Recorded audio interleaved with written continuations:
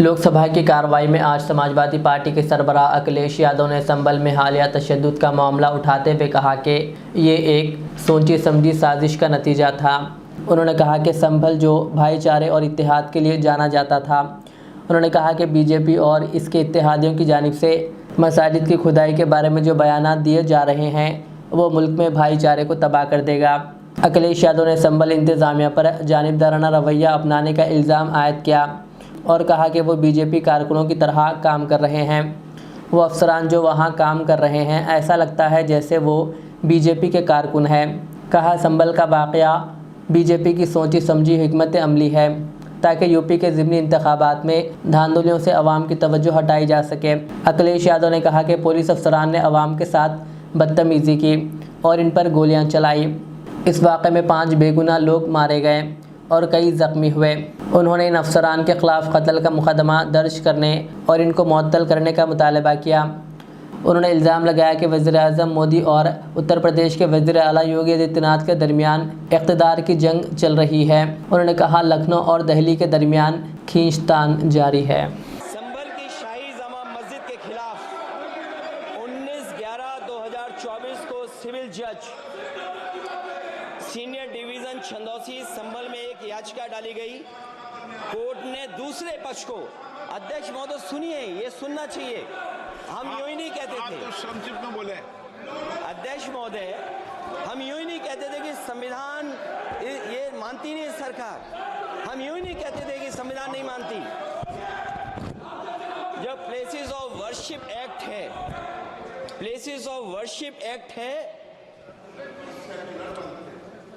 हम बनते तो बहुत कुछ हैं। संभल के शाही जामा मस्जिद के खिलाफ 19/11/2024 को सिविल जज सीनियर डिवीजन चंदौसी संभल में एक याचिका डाली गई। कोर्ट ने दूसरे पक्ष को सुने बगैर उसी दिन 19/11/2024 को सर्वे के आदेश दे दिए। ताज्जुब की बात है संभल के जिलाधिकारी संभल और पुलिस अधीक्षक संभल आदेश को पढ़े बगैर 2 घंटे के बाद सर्वे के लिए पुलिस बल के साथ शाही जामा मस्जिद पहुंच गए। जामा मस्जिद की कमेटी, जनप्रतिनिधि, उलेमा इकराम, सभी अधिवक्ताओं ने सहयोग दिया। जिलाधिकारी संभल और पुलिस अधीक्षक संभल ने 2.5 घंटे सर्वे के बाद कहा सब सर्वे पूरा हो चुका है और अब रिपोर्ट कोर्ट को भेज दी जाएगी। लेकिन दिनांक 22/11/2024 फ्राइडे को जुमे की नमाज के लिए लोग नमाज अदा करने के लिए जामा मस्जिद पहुंचे, लेकिन पुलिस प्रशासन ने बैरिकेड लगा दिया ताकि लोग नमाज न पढ़ सकें। उसके बाद भी लोगों ने संयम बरतते हुए नमाज अदा की और किसी प्रकार का विरोध प्रदर्शन नहीं किया। 29/11/2024 को कोर्ट की अगली तारीख तय थी। शाही जामा मस्जिद की कमेटी और मुस्लिम समाज के सभी लोग कोर्ट में केस की पैरवी के लिए तैयारी कर रहे थे, परंतु दिनांक 23/11/2024 की रात पुलिस प्रशासन द्वारा कहा गया 24/11/2024 यानी अगले दिन सुबह को दोबारा सर्वे किया जाएगा। शाही जामा मस्जिद कमेटी और अधिवक्ता ने कहा कि इस सर्वे तो मुकम्मल हो चुका है, अब दूसरे सर्वे की क्या आवश्यकता है। कोर्ट के आदेश का हमने पालन कर दिया। अगर दूसरे सर्वे कराना है तो दोबारा आदेश करवाएं, कोर्ट के आदेश के बाद हम दोबारा सर्वे करा देंगे।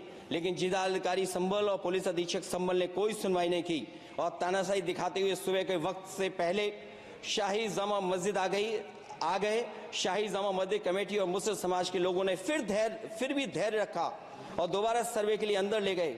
सर्वे के दौरान करीब 1.5 घंटा बाद जब जनता को सूचना मिली तो वो इकट्ठा होना शुरू हो गए। लोगों ने सर्वे का कारण जानना चाहा तो सर्किल ऑफिसर ने उनके साथ गाली गलौज की और लाठीचार्ज करवाकर बुरी तरह जख्मी कर दिया। इसका विरोध करते हुए चंद लोगों ने पत्थर चलाए, जिसके बदले में पुलिस के सिपाही से लेकर के अधिकारियों तक ने अपने सरकारी और प्राइवेट हथियारों से गोलियां चलाई, जिसका वीडियो रिकॉर्डिंग है, जिसके एवज में दर्जन लोग गोलियों से घायल हो गए हैं। 5 मासूमों जो कि अपने घर से सामान लेने के निकले थे, उनकी मृत्यु हो गई। संभल का माहौल बिगाड़ने में संभल का माहौल बिगाड़ने में याचिका दायर करने वाले लोगों के साथ पुलिस और प्रशासन के लोग जिम्मेदार हैं। इनको निलंबित किया जाना चाहिए और हत्या का मुकदमा चलाया जाना चाहिए, जिससे कि लोगों को इंसाफ मिल सके और आने वाले समय में कोई इस प्रकार की संविधान के खिलाफ और गैर कानूनी घटना को अंजाम न दिया जा सके। अध्यक्ष महोदय, ये लड़ाई दिल्ली और लखनऊ की है। No, please.